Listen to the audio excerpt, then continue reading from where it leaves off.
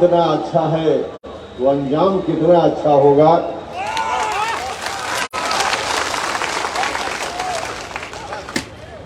स्पष्ट है आपकी ताली की आवाज से।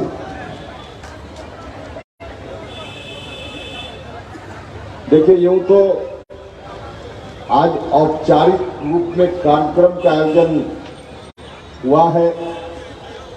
वैद्यनाथ मेहता जी और उनके साथ बहुत सारे लोगों ने दल की सदस्यता कबूल किया है।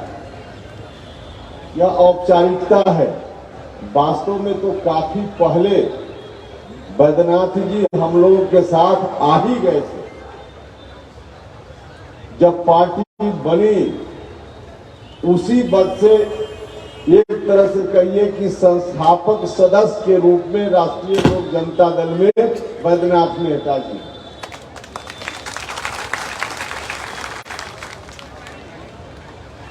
हाँ, सरकारी सेवा में थे तो उस वक्त इस रूप में, घोषित रूप में बड़ी सभा में बोल नहीं सकते थे।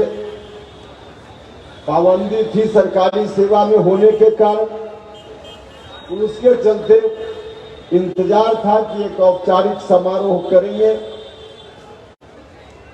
रिटायरमेंट लेने के बाद तो आज औपचारिक समारोह में पार्टी की सदस्यता इन्होंने ग्रहण की है। मैं इनके इस कदम के लिए अपनी ओर से, आप सभी लोगों की ओर से और इस जिला और अगल बगल के वैसे लोग जो आज नहीं आ पाए हैं इस कार्यक्रम में, उन तमाम लोगों की ओर से पार्टी में इनका स्वागत करता हूं और उम्मीद करता हूं कि इनके आने से न सिर्फ इस इलाके में बल्कि बिहार भर में जो हमारा मिशन है उस मिशन को आगे बढ़ाने में कामयाबी मिलेगी, इनसे मदद मिलेगी। भाइयों और मित्रों, मैं बैठे बैठे सोच रहा था, यह जो मैदान है, इस मैदान में मेरी पहली बार उपस्थिति नहीं हो रही है। मुझको याद है 2005 में जब नीतीश कुमार जी के साथ न्याय यात्रा में पहली बार इस मैदान में हम आए थे। पहली बार उस वक्त आए थे और उसके बाद बीच के दिनों में राष्ट्रीय लोक समता पार्टी के कार्यक्रमों में भी हम यहाँ आकर आपके बीच आपसे बात करते रहे। कुल मिला जुलाकर यदि मेरी याददाश्त सही है तो 5वीं बार मैं आपके बीच मुखातिब हूं इस मैदान में।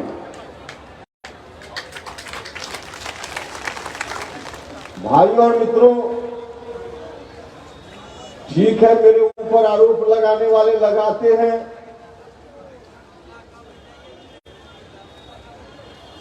लेकिन 2005 में जिस मिशन के साथ हम आए थे, आज भी हम उसी मिशन के साथ आपके बीच उपस्थित हैं। आरोप लगाने वाले लगाते हैं कि उपेंद्र कुशवाहा बदल जाते हैं, बार बार बदल जाते हैं। उपेंद्र कुशवाहा कभी बार बार बदला नहीं। मैं आप सब लोगों से आग्रह करना चाहता हूं, हमने सीखा है अपने पूर्वजों से, जिनसे सीख कर राजनीति में आए उनसे सीखा है कि वह सूलों पर जब आंच आए तो टकराना जरूरी है, और सूलों पर आंच आए तो टकराना जरूरी है। अगर है जिंदा तो जिंदा नजर आना जरूरी है। क्या करते? वसूलों पर आंच आए, टकराते या चुपचाप बैठकर आत्मसमर्पण कर जाते? दोनों रास्ता मेरे सामने हमेशा खुला हुआ। जब वसूलों पर आंच आया, जब हमारे सामने रास्ता था कि हम टकराते, या फिर दूसरा रास्ता था कि हम आत्मसमर्पण करके दिन को अगर रात कहो तो रात कहते। दो रास्ता था। मुझको नहीं मालूम आप लोग क्या चाहते हैं। दोनों में मुझको पसंद था कि असूलों के लिए हम राजनीति करते हैं तो आत्मसमर्पण हमको नहीं करना चाहिए।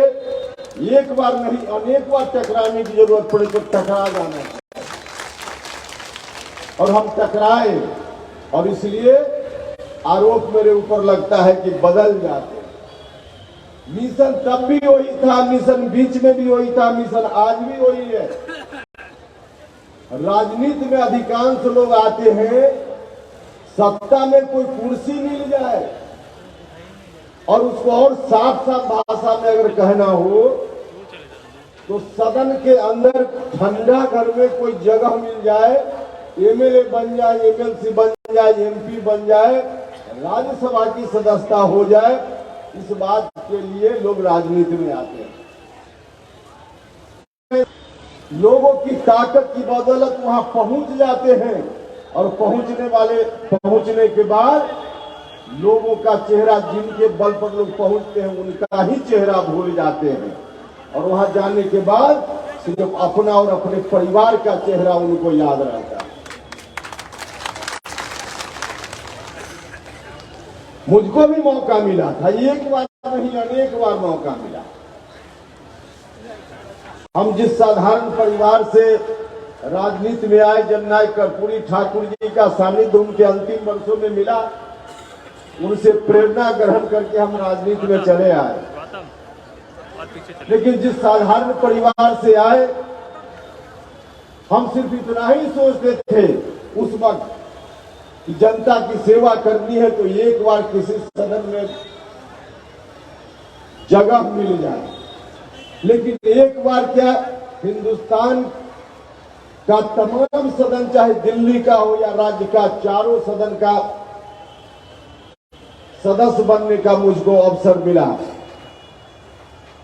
चारों सदन के हम मेंबर रहे तो मौका तो मुझको मिला। आप सब लोगों की कृपा के बल पर भारत सरकार में मंत्री होने का भी मुझको अवसर मिला। तो अवसर तो मुझको मिला, पहले भी अवसर था, बीच में भी मिला, और अभी भी हम आपके बीच आए। हम चाहते तो आराम से रह सकते थे। पहली बार राज्यसभा की सदस्यता छोड़कर हम सड़क पर आए थे ना। राज्यसभा की सदस्यता लगभग 4 साल बची हुई थी। हम उसको छोड़कर सड़क पर हमने उस समय संघर्ष में आने का रास्ता कबूल किया था। हम चाहते सिर्फ अपने बारे में सोचते तो हम आराम से वहां रहते। हम भारत सरकार में मंत्री थे, किसी ने मुझको हटाया नहीं था, मेरा फैसला था। हम चाहते तो आराम से रह सकते। इस बार भी आपके बीच आए हैं। इस बार भी जब निर्णय लेने की बारी थी तो हमारे सामने रास्ता था कि हम आराम से ठंडा घर में बने रहते या फिर संघर्ष के रास्ते पे सड़क पर आते। दोनों रास्ता हमारे पास था। लेकिन हमने चुनाव किया कि जिस विरासत को बचाने की हम राजनीति करते हैं, वह विरासत आखिर कैसे बचे। विरासत पर खतरा हुआ और मुझको लगा कि अब विरासत बचाने के लिए उस जगह को छोड़कर जनता के बीच जाना चाहिए। तब हम आपके बीच आए, वरना दूसरे लोगों की तरफ अगर सिर्फ अपनी चिंता उसे कुशवाहा को रहती तो फिर कुशवाहा आराम से वहां रहता। सब कुछ नहीं थे ना, हम नीतीश जी के साथ गए थे, सब कुछ अपना समाप्त करके गए थे, बर्बाद करके गए थे ना। आप सब लोगों ने बहुत साथ दिया था। राष्ट्रीय लोक समता पार्टी बनाने के बाद बिहार भर में लोगों ने ताकत दी मुझको। तमाम तरह से लोग मेरे साथ खड़े हुए अलग अलग इलाकों में। एक पार्टी, मजबूत पार्टी धीरे धीरे बन रही थी, लेकिन उस पार्टी को भी हमने कुर्बान किया। कुर्बान कोई अनजाने में नहीं किया। उस समय भी जो हमने निर्णय लिया था उसका भी पुख्ता कारण था। 2020 विधानसभा का चुनाव याद कीजिए। 2020 के विधानसभा चुनाव में जो परिणाम आया, राष्ट्रीय लोक समता पार्टी की उम्मीदवारी बिहार भर में, राष्ट्रीय लोक समता पार्टी की ओर से भी हमने उम्मीदवारी दी, जनता दल यूनाइटेड नीतीश कुमार जी की पार्टी की ओर से भी उम्मीदवारी थी, और दोनों पार्टियों से उम्मीदवारी का नतीजा हुआ कि जो बेस वोट नीतीश कुमार जी का था, जिस बेस वोट को ही उसी बेस वोट में हिस्सा, उसी बेस वोट में हिस्सा लेने के लिए हम कोशिश में थे। जो नीतीश कुमार के समर्थक लोग थे, उसी समर्थक में हमारा भी बंटवारा था। हम जनता से उम्मीद कर रहे थे, हम बिहार भर में घूम रहे थे इसी बात के लिए कि हमको आधा अधूरा मत दीजिए, हमको मुकम्मल दीजिए, पूरा का पूरा दीजिए। लेकिन कहीं ना कहीं आप सब लोगों ने भी कंजूसी कर दी। जो लोग आरोप लगाते हैं कि उपेंद्र कुशवाहा ने क्यों विलय कर दिया, तो जरा आप लोग भी सोचिएगा, आप लोगों ने भी थोड़ी कंजूसी की। अगर मुकम्मल उपेंद्र कुशवाहा को दे दिया होता तो उपेंद्र कुशवाहा के सामने विलय की परिस्थिति नहीं बनती। मुकम्मल नहीं दिया, बंटवारा हो गया, और उस बंटवारा का परिणाम हुआ कि नीतीश कुमार जी भी 43 पर आ गए, नीतीश कुमार जी भी 43 पर आ गए, और इन दोनों के बीच के बंटवारा का परिणाम इस रूप में भी दिखने लगा कि जिस लालटेन को आप सब लोगों ने, बिहार के लोगों ने कभी लगभग बुझा दिया था, लालटेन वाले फिर से कुर्ता पैजामा टाइट करके अब आने लगे कि चलो अब दोनों लड़ रहा है और फिर से लालटेन जला देंगे। तब मुझको लगा कि अब ऐसी परिस्थिति में ठीक है, चाहे जितनी कुर्बानी देने की जरूरत हो, जितना कष्ट सहना वो सह लेंगे, लेकिन लालटेन वाले फिर से लालटेन जलाने लगे, यह हमको स्वीकार नहीं है। हम और हमारे साथियों ने महसूस किया कि हम दोनों, नीतीश कुमार और हमारी पार्टी अलग अलग आगे भी रह जाएगी तो लालटेन फिर से जल उठेगा, जल उठेगा। मुझको लगा कि यह गलत हो जाएगा और नीतीश जी भी कमजोर पड़े। तो जब जब बड़े भाई नीतीश कुमार जी कमजोर पड़ते रहे हैं, तब तब उपेंद्र कुशवाहा को उन्होंने याद किया, याद किया उन्होंने। मुझको भी लगा एक साथ फिर हो जाना चाहिए ताकि लालटेन फिर से न जल पाए। निर्णय सही था कि गलत था, उस समय यही कारण था। लोग कहते क्यों विलय कर दिया? अरे भैया, विलय नहीं करते तो लालटेन को जलने देते क्या?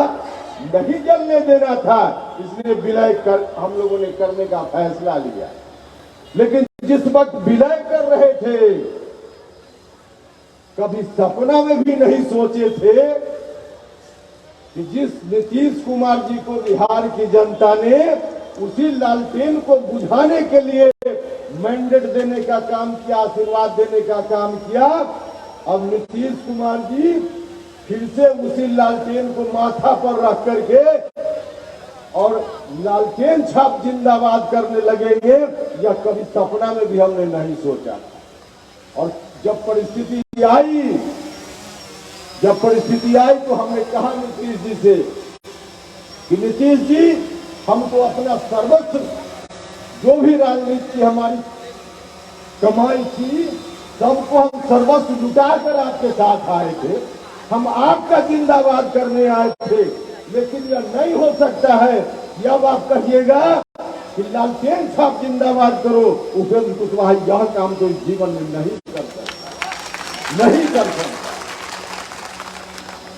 इसलिए हमने फिर फैसला लिया कि जो लोग भी गुस्सा में होंगे अपने लोग बिहार में, हम उनको मना लेंगे, लेकिन यह पाप उपेंद्र कुशवाहा नहीं करेगा कि लालटेन को नीतीश कुमार कहेंगे लालटेन छाप जिंदाबाद और उपेंद्र कुशवाहा पीछे पीछे करे जिंदाबाद जिंदाबाद। यह काम हम नहीं करेंगे, यह पाप नहीं कर सकते। तो हम आपसे आग्रह करने आए, मन में कोई भी गुस्सा हो मेरे प्रति, मेरे पुराने निर्णयों के कारण, तो उस मजबूरी को समझिएगा और कृपा करके माफ कर दीजिएगा अगर कोई गलती भी मुझसे लगता हो आपको कि हमने की होगी तो। इतना हम जरूर आश्वस्त करना चाहते। जो चर्चा हम कर रहे हैं, जो विश्लेषण करके आपको बता रहे हैं राजनीतिक परिस्थितियों का, मुझको लगता है कि आप सब लोगों को समझ जाना चाहिए। लेकिन एक आध आदमी भी अगर मेरी बातों से सहमत नहीं हो तो उनसे भी मैं कहना चाहता हूं कि आप कम से कम भरोसा कीजिए। उपेंद्र कुशवाहा ने चाहे पहले जो गलती इस तरह की हो, अब इस जीवन में आगे दोबारा ऐसी गलती कभी नहीं करेगा। राष्ट्रीय लोक जनता दल बना है मजबूती से, चाहे जिस परिस्थिति में चलना हो, अंतिम सांस तक अब राष्ट्रीय लोक जनता दल के झंडा के साथ उपेंद्र कुशवाहा चलेगा। हम आप सब लोग को आश्वस्त करना चाहते। तो भाई और मित्रों, तो हमारे सामने जब जब समय आया कि कुशवाहा का चुनाव करें, तो हमने चुनाव किया संघर्ष का। और फिर से हम आपसे कहने आए हैं कि संघर्ष के रास्ते पे आने का फैसला हम और हमारे साथियों का अपना फैसला है। हम चाहते तो आराम से रहते, लेकिन नहीं, हमने फैसला किया।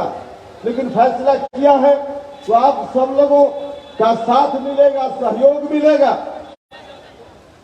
यह समझकर सोचकर फैसला किया है, सोचकर फैसला किया है। हम आपसे आग्रह करने आए हैं, गुजारिश करने आए हैं, विषयांतर मत होइएगा, इधर उधर की बात में मत आइएगा।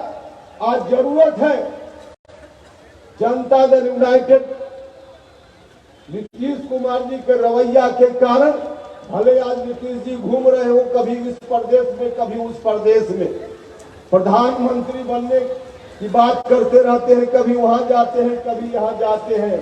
भाई और मित्रों, याद होगा बिहार के लोगों को, जनता दल यूनाइटेड में जाने के बाद सबसे पहली बार नीतीश कुमार जी को पीएम मटेरियल कहने का काम किसी और ने नहीं किया था, उपेंद्र कुशवाहा ने कहने का काम।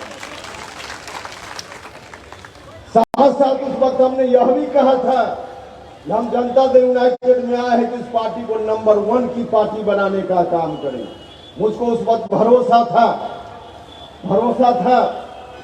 कि जनता दल यूनाइटेड को नंबर 1 की पार्टी हम बना लेंगे, और जनता दल यूनाइटेड नंबर 1 की पार्टी बन जाती, नीतीश कुमार को भारत के प्रधानमंत्री के लिए उम्मीदवार के रूप में हम लोग तब प्रस्तुत कर सकते थे।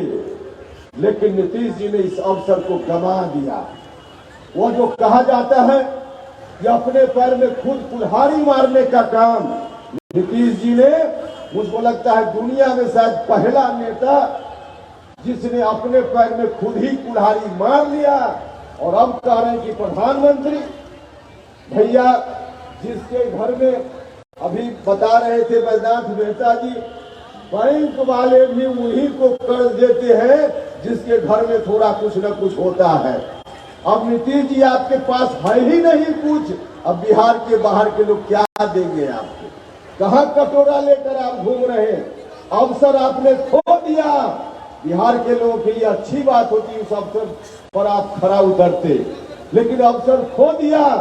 और अवसर खोने के बाद आप घूम रहे। भाई और मित्रों, मैं आपसे कहना चाहता हूं, जो नीतीश कुमार जी का डिसीजन हुआ, उस डिसीजन के कारण आज अकेले उपेंद्र कुशवाहा अलग नहीं हुआ है। आज राष्ट्रीय लोक जनता दल से जुड़े हुए लोग अलग नहीं हुए हैं। सिर्फ 2-4 लोगों को छोड़कर, लिखकर रख लीजिए, 2-4 लोगों को छोड़कर, कुछ महज उंगली पर गिनने लायक कुछ अपवादों को छोड़कर, कोई भी बड़ा से बड़ा नेता, चाहे एमएलए हो, एमपी हो या मंत्री हो, जनता दल यूनाइटेड में आगे कोई नहीं रहने वाला है। सब लोग मौका के इंतजार में है।